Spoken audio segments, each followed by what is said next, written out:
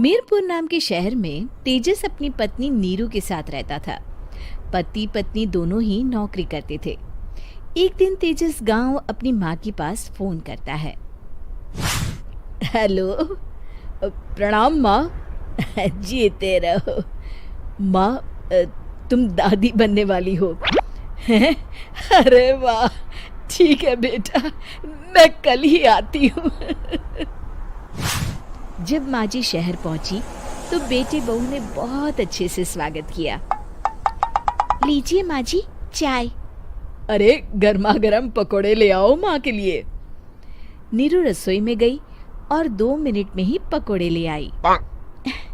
जी ये लीजिए। बहू जादू से बनाए हैं क्या? अभी तो रसोई में गई थी। यम्मी। माँ जी, शीला रसोई में पकोड़े तल रही है, मैं बस लेकर आई।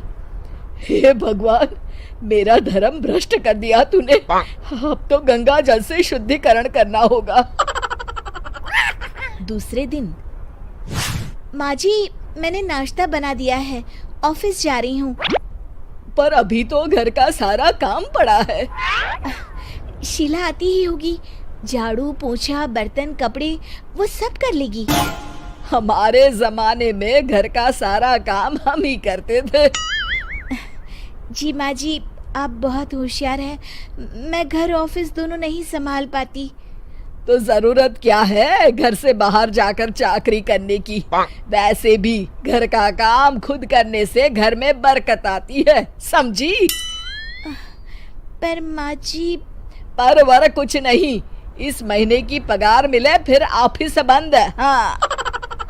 रात को नीरू तेजस से कहती है, सुनिए जी, माँ जी बोल रही थी कि मैं नौकरी छोड़ दूं।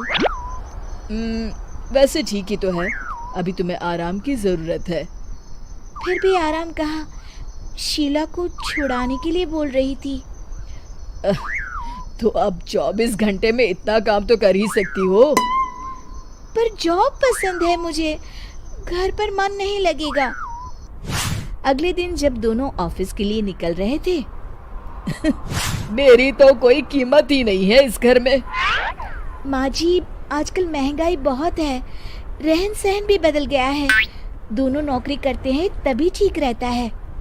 अच्छा, तू कहना क्या चाहती है? मेरा बेटा तुझे बिठा के खिला नहीं सकता? तू ही इस घर का खर्च चला रही है, हैं? नहीं माँ जी, मेरा वो मतलब नहीं था। मतलब खूब समझती हूँ, ये बाल धूप में सफेद नहीं किए मैंने। हाँ। अब तो ये रोज का काम हो गया था। तेजस भी रोज की झिकझिक से परेशान हो गया था। एक दिन उसने कहा, नीरू, वैसे भी तुम्हें मैटरनिटी लीव मिलने वाली है, तो अभी से ही छुट्टी ले लो। पर क्या, मेरी सैलरी अच्छी खासी है।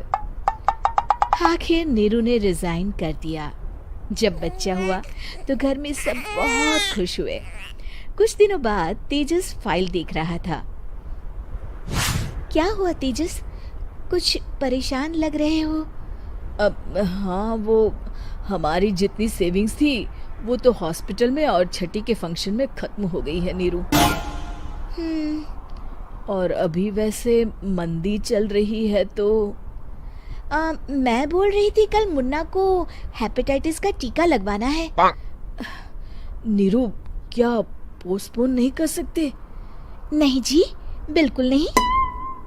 अब तेजस को समझ में आ रहा था कि उससे गलती हुई है। पैसों की कमी का असर घर के माहौल पर भी पड़ रहा था। अगले दिन, बेटा मेरा चश्मा और ये दवाइयाँ ले आना, पर्चा देते हुए माँ जी ने कहा। जी। तेजस, मुन्ना के लिए दूध का डिब्बा और डायपर भी ले आना, और ये किराने के सामान की लिस्ट है, इसे भी लाना है। तेजस गुस्से में लिस्ट मरोड़कर फेंकता है और चिल्लाता है, पैसे क्या पेड़ पर उगते हैं? ये ले आना, वो ले आना। अरे पर ये जरूरत का सामान ही है। वो गुस्से में बिना कुछ कहे ऑफिस चला गया। अरे लंच तो ले जाइए। नीरू दौड़कर डिब्बा पकड़ाती है। एक दिन खाना खाने के बाद, नीरू, अब तो मुन्ना कुछ बड़ा हो गया, तो अब तुम वापस ज्वाइन कर लो ना जॉब। पर इस रिसेशन में जॉब मिलना बहुत मुश्किल है।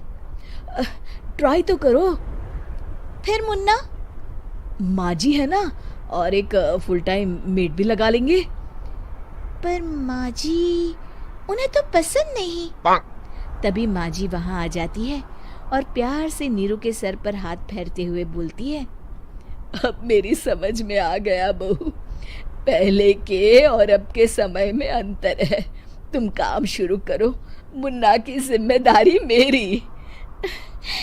मेरी प्यारी माँ जी, ये कहकर नीरू उनके गले लग गई।